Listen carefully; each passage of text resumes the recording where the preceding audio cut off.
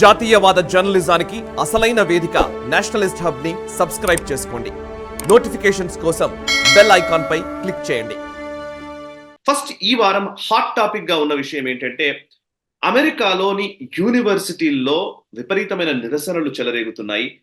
Israel కి లేదా గాజాలో జరుగుతున్న పరిస్థితులకి ఘర్షణకి వ్యతిరేకంగా, ఇజ్రాయెల్ కి వ్యతిరేకంగా అక్కడ చాలా మంది నిరసనలు తెలుపుతున్నారు. అండ్ ఇది 550 మంది యుఎస్ లోని యూనివర్సిటీస్ లో గత వారం రోజుల్లోనే 550 మంది అరెస్ట్ అయినట్టుగా తెలుస్తోంది. కేవలం ఒక్క రోజులో 60 మంది అరెస్ట్ అయినట్టుగా తెలుస్తోంది. అండ్ అంతేకాదు 21 క్యాంపసెస్ లో 21 యూనివర్సిటీ క్యాంపసెస్ లో నిరసనలు కొనసాగుతున్నాయి. అమెరికాలో విశ్వవిద్యాలయాల్లో ఇంత తీవ్రమైన నిరసనలు చెలరేగడాన్ని ఎలా చూడాలి అనే అంశం గురించి మనం మాట్లాడదాం.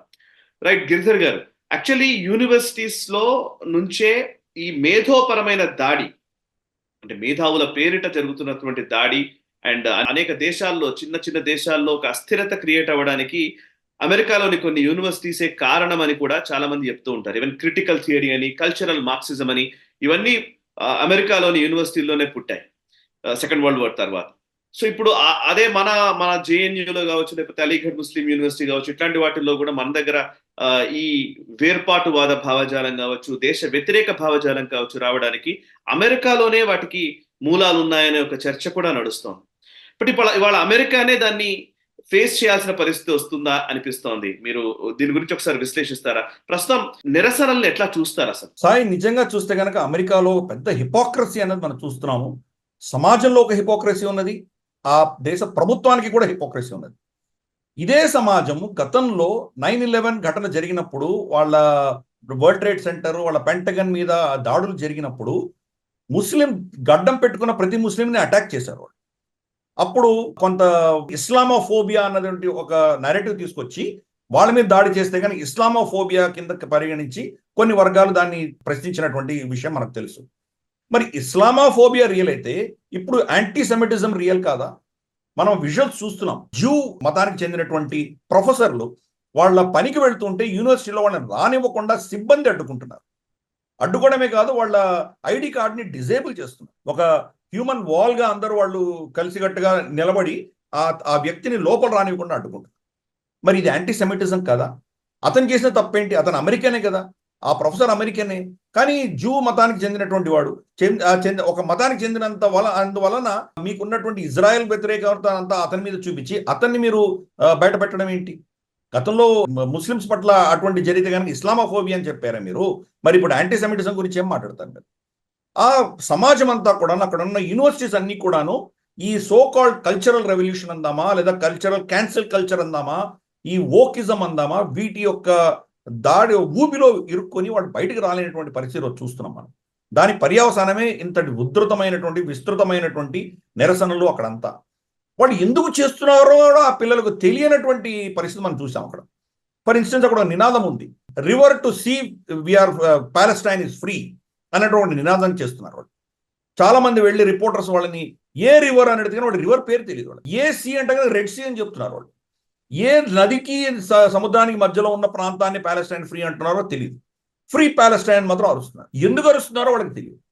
ఏమీ తెలియకుండా వాళ్ళు వెళ్తున్నారు. అంటే మనకు సమాజంలో ఒక బైనరీ నిలబెట్టేటువంటి ప్రక్రియ సోకాల్డ్ అల్ట్రా లెఫ్టిస్ట్ ఎవరైతే ఉన్నారో, క్యాన్సిల్ కల్చర్ ని ప్రోత్సహించినటువంటి వాళ్ళు ఎవరైతే ఉన్నారో, ఆ శక్తులన్నీ కూడాను ఒక విధమైనటువంటి సక్సెస్ సాధించాయని మనం చెప్పాలి.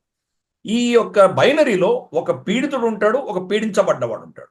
ఆ పీడించబడ్డవాడు ఎవరైతే ఉంటాడో అతను పీడించకపోయినా కానీ కూడా ఎవరో పీడిస్తున్నట్లు అతనికి ఒక విధమైన మభ్యపట్టి అతన్ని దాంట్లో ఊబిలో దించే ప్రయత్నం జరుగుతుంది.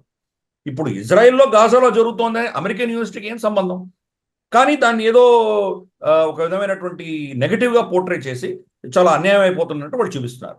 మరి October 7th హమాస్ చేసినటువంటి దాడి గురించి ఎవరు ఎందుకు మాట్లాడరు? దాని గురించి పోస్టర్లు పెడితే ఆ పోస్టర్లు చించేస్తున్నారు. ఎందుకు చించేస్తున్నారు? వాళ్ళ హమాస్ కబ్జాలో ఉన్నటువంటి వ్యక్తుల ఫోటోలు పెడితే కనుక, వాళ్ళ మీద సానుభూతి తెలపడానికి పెడితే అవి చింపేస్తున్నారు. పైపెచ్చు జ్యూస్ మీద ఇజ్రాయెల్కి వ్యతిరేకంగా ఇటువంటి నినాదాలు చేస్తున్నారు. River to sea Palestine is free అంటే అర్థం ఏంటంటే ఇజ్రాయెల్ అన్న దేశం ఉండకూడదు అన్నటువంటి నినాదం. దీన్ని వాళ్ళు Palestine Islamic supporters, jihadi supporters ఎవరైతే ఉన్నారో దాన్ని చాలా సున్నితంగా తీసుకొచ్చారు. దీంట్లో ఇజ్రాయెల్ పేరెత్తకుండా వాళ్ళు తీసుకొచ్చారు. దాన్ని వీళ్ళందరూ పిల్లలందరూ దాన్ని మోసుకొని వెళ్ళడం తోటి ఈరోజు ఏంటో పరిస్థితి చూస్తున్నాం మనం. Correct. ఎంత ఓకిజం వచ్చిందంటే రిద్ది పటేల్ ఫర్ ఇన్స్టెన్స్ ఆవిడ భారత మూలాన్ని ఇచ్చినటువంటి వ్యక్తి, ప్రజాప్రతినిధిగా ఉంటూ ఆవిడ సభలోనే క్లియర్ ఓపెన్ చెప్పింది వీల్ కిల్ యూ అంటాం. మరి ఆవిడ మీద కేసులు పెట్టి ఆవిడని జైలుకి తీసుకువెళ్ళి ఫెలనీ ఛార్జెస్ మీద పెట్టినప్పుడు భారతదేశంలో అటువంటివి భారత్ టుకడా కరెంగే టుకడే కరెంగే అన్నటువంటి గ్యాంగ్ మీద మనం చర్యలు తీసుకుంటే మనకు వీళ్ళు నీతి పాఠాలు నేర్పిస్తారు. మీరేమో ఫ్రీడమ్ ఆఫ్ ఎక్స్ప్రెషన్ అంటారు, ఫ్రీడమ్ ఆఫ్ స్పీచ్ అంటారు. ఇటువంటి పనికిమాలిన భావజాలాలు భారతదేశానికి ఎందుకు వీళ్ళు వర్తిస్తారు? వాళ్ళ దేశంలో జరుగుతుందని వాళ్ళు ఎందుకు దాని గురించి పట్టించుకోరు? మరి ఇప్పుడు ప్రొటెస్ట్ చేస్తున్నటువంటి పిల్లలు ఎవరైతే పాలెస్టైన్ సమర్థిస్తూ ఇజ్రాయెల్కి వ్యతిరేకంగా ప్రొటెస్ట్ చేస్తున్నారో వాళ్ళ హక్కులు లేవా? వాళ్ళ మానవ హక్కులు లేవా? వాళ్ళ ఫ్రీడమ్ ఆఫ్ స్పీచ్ లేదా? వాళ్ళ మీద ఎందుకు మీరు టియర్ గ్యాస్ చేసి 550 పైబడి వాళ్ళని అరెస్ట్ చేశారు? మీరు ఒక రోజు 60 మందిని అరెస్ట్ చేయడం, కొన్ని యూనివర్సిటీలో 100 మంది పైబడి అరెస్ట్ చేయడం. ఫర్ ఇన్స్టెన్స్ మనకు న్యూయార్క్ కొలంబియా యూనివర్సిటీలో 100 మంది పైబడి అరెస్ట్ అయ్యారు. ఇండియానా యూనివర్సిటీలో 33 పైబడి అరెస్ట్ అయ్యారు. అలాగే సౌత్ క్యారోలైనా యూనివర్సిటీలో వాళ్ళకు చేయవలసినటువంటి గ్రాడ్యుయేషన్ సెరమనీని వాళ్ళు బ్యాన్ చేసుకున్నారు వాళ్ళు. అంతేకాదు ఒహాయో యూనివర్సిటీలో, ఇండియానా యూనివర్సిటీలో స్నైపర్స్ పెట్టారు పైన. ఇదేమన్నా టెర్రరిస్ట్ దాడి జరుగుతోంది అక్కడ? స్నైపర్స్ పెట్టవలసిన అవసరమే ఉన్నది మీకు? వాళ్ళ పిల్లలే కదా, వాళ్ళ దగ్గర అస్త్రాలు లేవు కదా. వాళ్ళు నిరసన చేస్తున్నారు, వాళ్ళని పోలీస్ యాక్షన్ తీసుకోండి, అరెస్ట్ చేయండి, అంతేగాని ఒకవేళ డిస్టర్బెన్స్ వస్తే. కానీ ఈ నీతి పాఠాలు మనకెందుకు చెప్తున్నారు? మనకు ఇక్కడ సిఏఏ రైట్స్ జరుగుతూ మన నేషనల్ హైవేని వాళ్ళు నిర్బంధనం చేసినప్పుడు జస్టిన్ ట్రూడో మనకు లెక్చర్ ఇస్తాడు.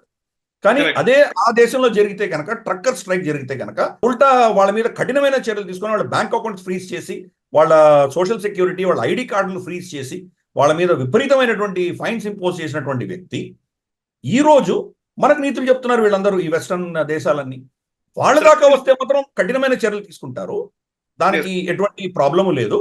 కానీ భారతదేశం వస్తేనే వస్తుంది. సో ఈ రెండు మనకు చూస్తున్నాం హిపోక్రసీ, సమాజంలో హిపోక్రసీ. ఇస్లామోఫోబియా అన్న దానికి వ్యతిరేకంగా చేసిన వాళ్ళు మరి యాంటీసెమిటిజం కూడా వాళ్ళు దాన్ని సమర్థించారు. కానీ అదే శక్తులు యాంటీసెమిటిజం అన్నది ఇగ్నోర్ చేసి జ్యూస్కి వ్యతిరేకంగా, ఇజ్రాయెల్కి వ్యతిరేకంగా ఈరోజు వాళ్ళు నిలబడ్డారు. హిపోక్రసీ, సమాజంలో హిపోక్రసీ. ప్రభుత్వం హిపోక్రసీ. వాళ్ళ పిల్లల్ని జ్యూస్కి వ్యతిరేకంగా ఉన్న వాళ్ళని అరెస్ట్ చేయడానికి సిద్ధంగా ఉన్నారు. కానీ అటువంటి చర్య మనమే జేఎన్యూలోనో హెచ్సియూలోనో చేస్తే మనకు వ్యతిరేకంగా నీతి పాఠాలు చెప్తారు. అందుకనే ఆ సమాజం అన్నది క్షీణిస్తున్న దాంట్లో ఎటువంటి మనకు సందేహం ఉండవలసిన అవసరం లేదు.